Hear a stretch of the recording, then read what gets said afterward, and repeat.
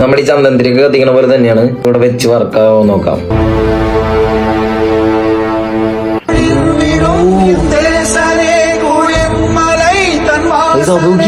അപ്പൊ നമുക്കിത് ഉണ്ടാക്കി വെക്കാലോ.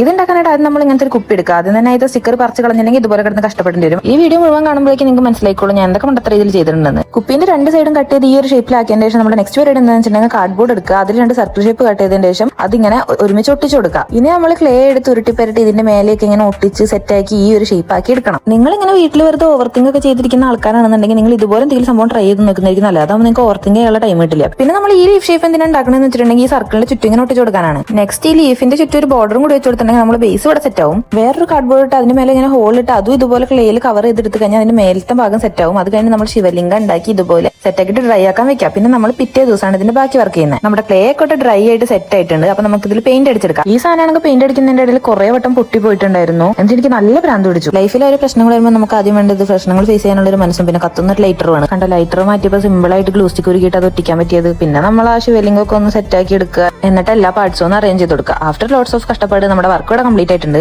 അപ്പൊ ഗൈസ് നിങ്ങൾ ലൈക്ക് കമന്റ് സബ്സ്ക്രൈബ് ഫോളോ എല്ലാം ചെയ്യണം. ഒന്നുമില്ലെങ്കിൽ ഒരാൾ ഇത്ര കിടന്ന് കഷ്ടപ്പെട്ടല്ലേ. പിന്നെ ഞാൻ ഈ മേലെ കത്തിച്ചിരിക്കുന്ന സാധനം തന്നെയാണോ ഇതിന് കത്തിക്കേണ്ടതെന്ന് എനിക്കല്ലാതെ അറിയുന്നവരുണ്ടെങ്കിൽ ഒന്ന് കമന്റ് ചെയ്യാം. അപ്പൊ ഓക്കെ ബൈ ഗൈസ്.